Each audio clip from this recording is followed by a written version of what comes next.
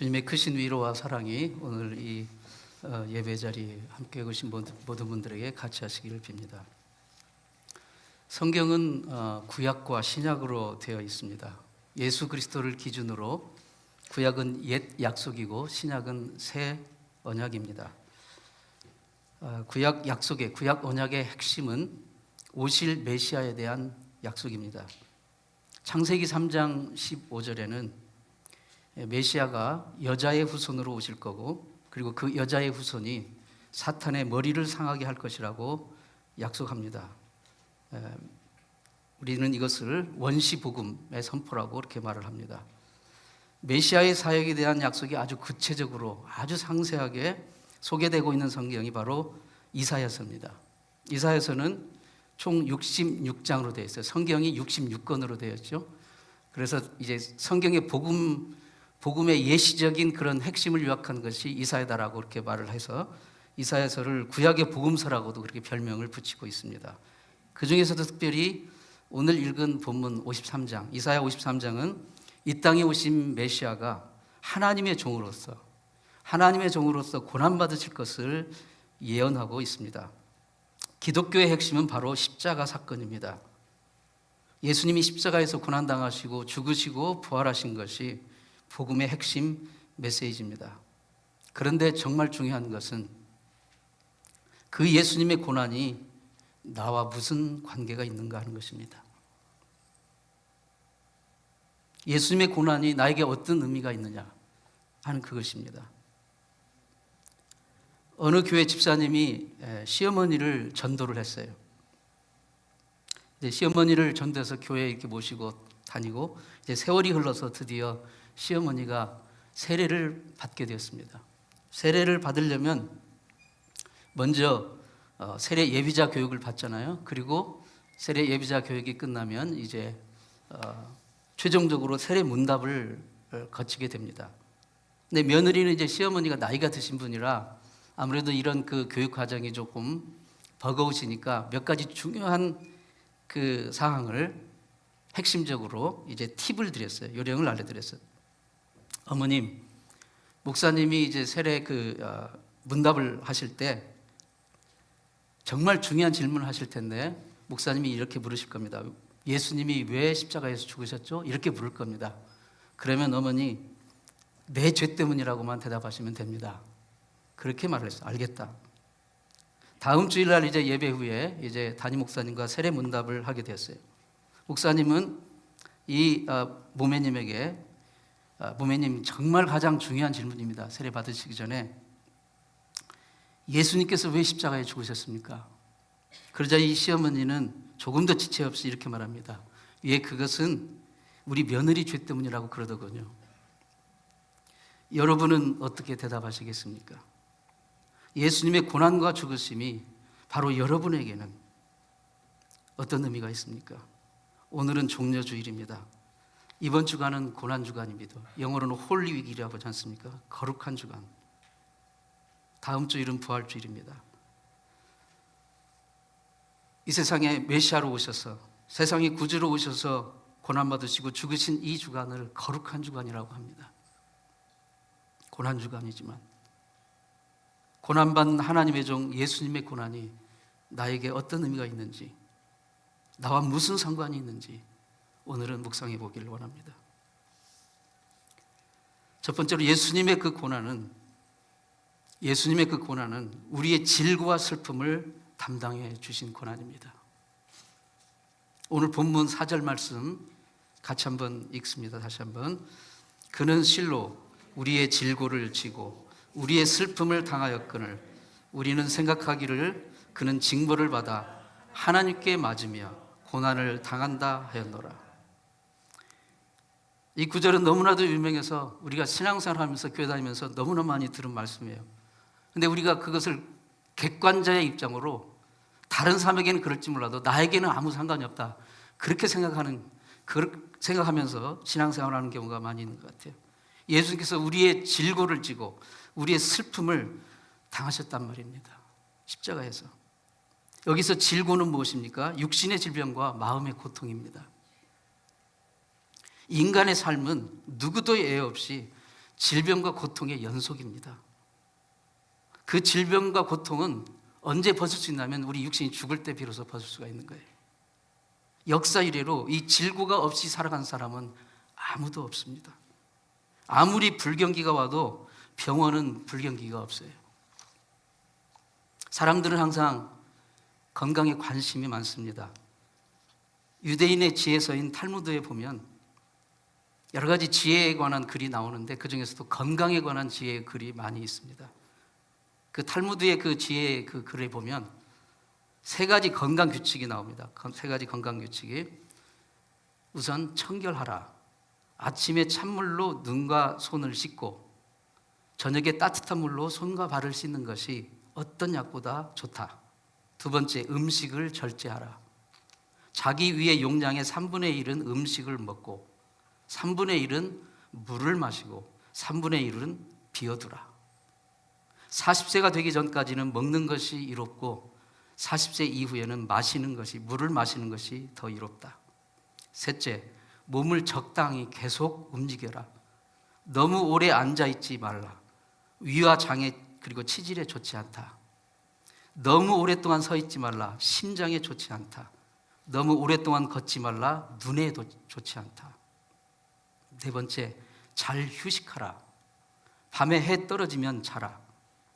새벽녘에 잠자는 것은 단단한 강철 끝과 같이 강하게 해준다. 낮잠을 밤잠보다 더 오래 자면 해롭다. 연속해서 3일 자지 못하면 죽을 수도 있다.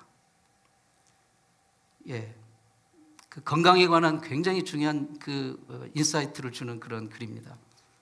그러나 아무리 우리가 건강의 원칙을 열심히 지켜도 결국 건강의 주인은 우리 주님이십니다. 생명은 주님의 손에 있기 때문입니다. 얼마 전에 영국 왕인 찰스 왕이 암에 걸렸다는 뉴스를 여러분 들으셨죠? 그런데 그저께 지난 금요일에는 그의 며느리인 캐서린 왕세자비도 암에 걸렸다고 발표가 되었습니다. 이게 웬일입니까? 여러분, 그 사람들은 세상에서 가장 최고급으로 좋은, 가장 몸에 좋은 음식을 먹는 사람일 거예요. 그리고 세계 최고의 의료진에 의해서 항상 정기 건강검진을 받을 거고요. 그리고 전문 헬스 트레이너를 통해 건강 관리를 하고 몸을 이제 관리하는, 철저히 하는 그런 사람들일 거예요. 그런데도 암에 걸리는 것을 막지 못했다는 사실이에요. 제 아무리 최선을 다해 몸을 관리하고 건강 관리에 대한 그 지혜를 우리가 지킨다 할지라도 우리 몸 안에서 무슨 일이 일어나고 있는지는 아무도 모르는 겁니다. 문제가 발생한 후에, 병이 발생한 후에, 암세포가 드러난 후에서 비로소 그 사실을 발견할 뿐입니다. 건강의 주인은 우리 주님이십니다. 생명은 주님의 손에 있습니다. 모든 질병의 근원을 고치시고 치유하시는 분은 우리 주님이십니다. 예수님께서 이 땅에 계실 때 육체의 질병, 정신적인 질병으로 고통하는 사람들을 얼마나 많이 고쳐주셨습니까? 마태복음 8장 16절 17절 말씀 보시면 저물매 사람들이 귀신 들린 자를 많이 데리고 예수께 오거늘 예수께서 말씀으로 귀신을 쫓아내시고 병든 자를 다 고치시니 이는 선지자 이사야로 하신 말씀에 우리 연약한 것을 친히 담당하시고 병을 짊어지셨도다 함을 이루려 하심이더라. 아담과 하와가 하나님 앞에 범죄한 이후 인간은 병들고 늙고 죽게 되었습니다. 땅은 가시와 엉겅퀴를 내고 이마에 땀을 흘려야 수고하여만 먹고 살 수 있고 여자는 해산의 수고를 하야만 하는 이 하나님의 명령은 이 땅이 바로 질고의 땅이요 고통의 땅임을, 완전한 건강을 이 땅에서는 결코 얻을 수 없음을 미리 계시하시는 말씀입니다. 그래서 예수님이 오셨습니다. 우리의 질과 슬픔을 대신 감당해 주시려고 오셨습니다. 오늘도 그가 채찍에 맞음으로 우리가 나음을 입었도다. 예수님이 언제 채찍에 맞으셨죠? 십자가에 달리실 때 채찍에 맞으셨지 않습니까? 그가 채찍에 맞음으로 우리가 나음을 입었도다. 이 말씀을 믿음으로 붙들고 서로 병든 자를 위해서 기도할 수 있기를 바랍니다. 그 배너라는 유명한 영화 있잖아요. 배너. 거기 배너의 주인공이 배너인데 그 여동생이 이제 그 문둥병에 걸려가지고 평생을 이제 그 동굴의 그 은신처에서 이제 격리돼가지고 지내잖아요. 식구들이 그 음식만 가끔씩 이렇게 갖다 주고 서로 보지도 못하고. 그런데 그 영화에 보면 예수님이 십자가에 달려 돌아가실 때, 운명하실 때 막 땅이 진동하고 지진이 나고 바위가 깨지고 죽은 자들이 무덤에 살아날 때 이 배너의 여동생도 문둥병이 완전히 치유받는 역사가 그 영화에 나오고 있습니다. 감동적인 장면이에요. 그가 채찍에 맞음으로 우리가 나음을 입었도다.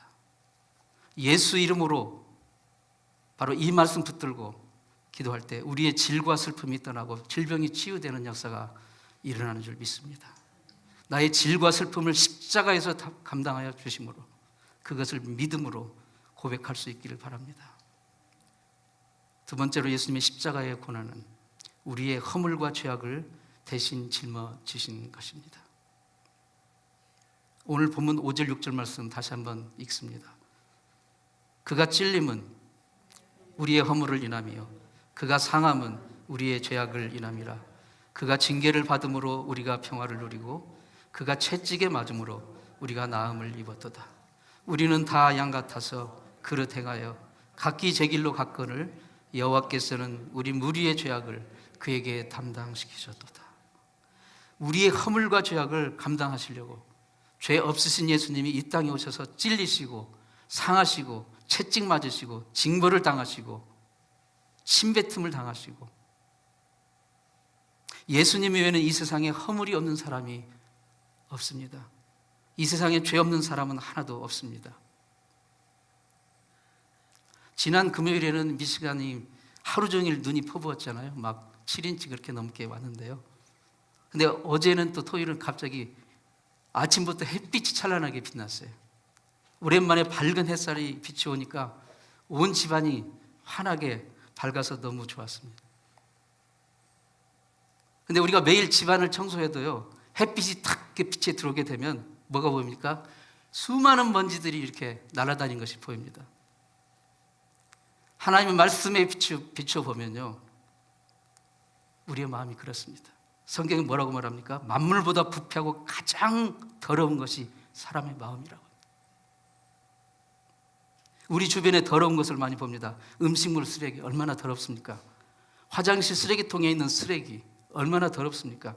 진공청소기로 청소를 한 후에 그 청소기에 그 먼지통을 모아놓은 그 통 속에 들어있는 그 먼지 쓰레기를 보세요. 얼마나 더럽습니까? 그런데 그 모든 더러운 것보다도 가장 더러운 것이 사람의 마음이래요. 성경은 증거하고 있습니다. 이 부패한 마음에서 부패한 말이 나오고, 이 부패한 마음에서 부패한 행동이 나오고, 그 허물과 죄악으로 부패한 인생을 살면 결국은 그 끝이 어딥니까? 영원한 멸망입니다. 지옥입니다. 문제는 이 세상에서 어떻게 하면 그 죄와 허물과 부패를 해결받을 수 있습니까? 우리가 매일 신문, TV를 보고 인터넷을 열면 온갖 차고 넘치는 부패와 타락과 죄악과 허물의 물결을 보게 됩니다. 세상은 사람들의 허물과 부패를 들춰내는 일을 너무나도 잘합니다. 그 허물과 죄를 찾아서 벌금을 물리고 감옥에 넣고 여러 가지 징계를 주는 법과 제도가 있어요. 하지만 그러한 법과 제도가 세상의 모든 죄와 허물을, 부패를, 그 문제를 해결할 수 있습니까? 법이 없어서 매일 범죄가 일어나고 있습니까? 제도와 교육이 없어서 교도소는 여전히 죄수들로 넘쳐나고 있습니까? 이 세상 그 어떤 법과 제도도, 교육과 윤리도, 힘과 권력도 이 세상에 존재하는 죄와 허물과 부패의 문제를 근본적으로 해결할 수 없습니다. 오직 2000년 전에 오신 하나님이 보내신 하나님의 아들 예수 그리스도만이 우리의 모든 죄와 허물과 부패를 근본적으로 해결하는 길을 십자가에서 열어주셨습니다. 어떻게 해결하셨습니까? 그분이 오셔서 우리를 정죄하고 벌주고 처벌하기 위해서 오시지 않았어요. 죄 지은 사람마다 잡아서 벌을 줘서 죄가 없어진다면 왜 굳이 하나님의 아들이 이 세상에 굳이 오셔서 그 험한 일을 당하셨겠습니까? 죄 지은 우리가 아무리 1000번 만번 벌을 받고 심지어 죽는다 할지라도 죄의 문제는 없어지지 않습니다. 오직 죄도 허물도 없으신 메시아, 점도 흠도 없으신 하나님의 어린 양이 우리 죄를 지고 십자가에 달려 돌아가심으로써만이 해결될 수가 있는 것입니다. 우리의 허물을 인하여 그가 찔리셨고, 우리의 죄악을 인하여 그가 상하셨고, 우리에게 평화를 주시려고 그가 징계를 받으셨고, 우리의 질병에서 나음을 위하여 그가 채찍에 맞으셨기 때문에 이 세상의 죄와 허물과 질과 슬픔과 질병의 문제는 그 십자가에서만, 예수 그리스도로만 해결될 수가 있는 것입니다. 우리의 모든 허물과 죄가 예수 안에서 해결받게 되면 우리에게 찾아오는 축복이 무엇입니까? 우리가 하나님 안에서 진정한 평화를 누리게 됩니다. 평화는 이 세상이 주는 평화, 돈이 주는 평화는 질적으로 다른 평화입니다. 하나님이 우리에게 주시는 평화는 예수님이 우리 죄를 대신하여 고난받으시고 죽으심으로 얻게 된 그 평화입니다. 바로 십자가에서 예수님이 대가를 치르시고 난 뒤에 우리에게 주신 평화. 예수 안에서, 예수 믿는 그리스도인들이 이 세상에서 현실적으로 누리는 많은 복 중에서 이 마음의 평화, 심령의 복처럼 큰 복이 없습니다. 물질의 복을 주시는 분도 하나님이시고 심령의 복을 주시는 분도 하나님이십니다. 그러나 무엇보다도 이 평화의 복, 심령의 복, 이 주님이 주시는 평안의 복을 모두가 누리시길 수 있기를 축원합니다. 주님께서 떠나가시기 전에 사랑하는 제자들에게 하신 말씀, 요한복음 16장 33절에 이것을 너에게 이름은 너희로 내 안에서 평안을 누리게 함이라. 이 세상에서는 너희가 환난을 당하나 담대하라. 내가 세상을 이겼노라. 예수 안에 있으면 세상이 줄 수 없는 평안을 얻게 됩니다. 지난 한 주간 동안 여러분 사시면서 여러분 정말 마음에 평안을 누리셨습니까? 정말 평안을 누리셨습니까? 진정한 자유를 누리셨습니까? 예수 그리스도, 그분이 십자가에서 우리 대신 고난받으신 그것이 아니면 우리에게는 진정한 평화가 없습니다. 이 평안을 저에게, 여러분에게 주시려고 예수님이 십자가에 고난당하신 것입니다. 세 번째로, 예수님의 이 모든 고난은 바로 우리를 향한 하나님의 사랑 때문이었습니다. 6절 말씀 같이 한번 읽습니다. 우리는 다 양 같아서 그릇 행하여 각기 제 길로 갔거늘 여호와께서는 우리 무리의 죄악을 그에게 담당시키소서다. 우리는 마치 목자 없는 양처럼 각기 제 길로 가요. 잘못된 길로 갑니다. 하나님을 등집니다. 그러나 하나님께서는 우리들의 죄악을 그 아들 예수 그리스도에게 담당시키신 것입니다. 여기 담당이란 말이 무슨 말입니까? 대신 당한다는 뜻입니다. 대신 당. 내가 당해야 할 벌을, 내가 당해야 될 저주와 형벌을 대신 당한다. 예수님은 죄가 없으신 분입니다. 죄 없으신 예수님께서 우리 죄를 대신하여 담당하여 대속하여 주신 것입니다. 예수님은 죄의 값인 사망을 십자가에서 담당하셨습니다. 우리가 받아야 할 지옥의 심판을 십자가에서 담당하셨습니다. 그래서 예수님 마태복음 10장 45절에서 인자가 온 것은 섬김을 받으려 함이 아니라 도리어 섬기려 하고 자기 목숨을 많은 사람의 대속물로 주려 함이니라. 그 이유가 무엇일까요? 그 이유가 무엇일까요? 하나님이 우리에게 무슨 갚아야 할 빚이라도 있으신 겁니까? 그래야 할 무슨 의무라도 있으십니까? 아닙니다. 그 이유는 하나님이 우리를 사랑하시는 것, 그 외에는 다른 것이 없습니다. 하나님 우리를 사랑하시기 때문입니다. 그래서 우리를 위하여 예수께서 십자가를 지신 것입니다. 하나님의 사랑은 자기 아들을 십자가에 죽이시기까지 한 지극한 사랑입니다. 이 세상에 부모가 미치지 않고서야 다른 사람을 위해서 자기 자식의 목숨을 내놓는 사람이 어디 있습니까? 차라리 자기가 대신 죽을지언정 자기 아들을 내놓는 사람은 없어요. 자식이 감기만 들어도, 자식이 손가락만 비어도 부모의 마음은 아픕니다. 그러나 하나님 아버지는 자기의 독생자 하나뿐인 아들, 그 아들의 목숨을 내어놓으셨어요. 예수 그리스도의 십자가의 고난은 우리를 사랑하신 하나님의 사랑의 절정입니다. 성경이 다 하나님의 말씀이고 생명의 말씀이지만 제일 유명한 구절 중 하나는 바로 요한복음 3장 16절입니다. 같이 고백하겠습니다. 하나님이 세상을 이처럼 사랑하사 독생자를 주셨으니 이는 저를 믿는 자마다 멸망치 않고 영생을 얻게 하려 하심이라. 하나님이 우리를 그냥 낭만적으로 갑자기 생각이 나서 그냥 사랑하신 게 아니라 이처럼 사랑하셨다. 작정을 하시고 이만큼 이처럼 사랑하셨어요. 하나뿐인 독생자를 그 생명을 내어주시기까지 사랑하신 것. 이처럼 사랑하신 것. 하나님의 사랑 외에는 이 십자가를 설명할 수 없고 하나님의 사랑 외에는 우리가 구원받은 것을 설명할 수가 없습니다. 그 십자가 사건, 고난받으신 하나님의 종 예수 그리스도, 그 사랑을 입고 있다는 것을 사랑하는 성도 여러분 잊지 마시기 바랍니다. 어떤 보석 가게에서 있었던 일입니다. 손님이 들어왔습니다. 진열장에 있는 많은 보석들을 이렇게 살펴보는데요, 어떤 보석에 딱 이제 눈이 멈췄어요. 거기 이 보석은 정말 돌멩이처럼 평범한 보석이었어요. 아주 평범한. 그런데 가격표를 보니까 그 어떤 보석보다도 비싸게 이게 적혀 있었어요. 그러자 이 손님이 묻습니다. 이 보석은 정말 돌멩이처럼 평범해 보이는데 왜 이렇게 비쌉니까?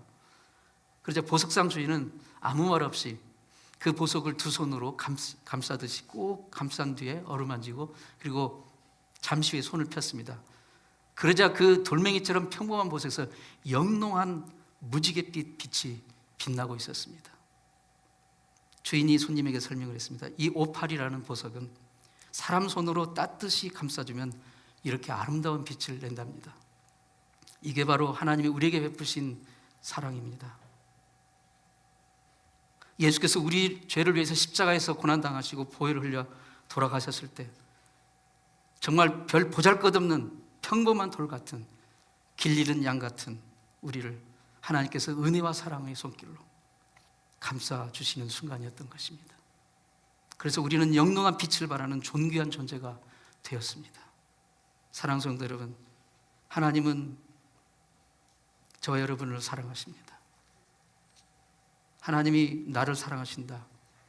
이것을 정말 한순간도 잊지 마시고 느끼시고 고백할 수 있기를 바랍니다. 하나님은 나를 사랑하십니다. 하나님은 당신을 사랑하십니다. 이 주님의 사랑에 감복하여 이제는 주님의 영광을 위해서 살아가는 구원받은 백성이 되어야 됩니다.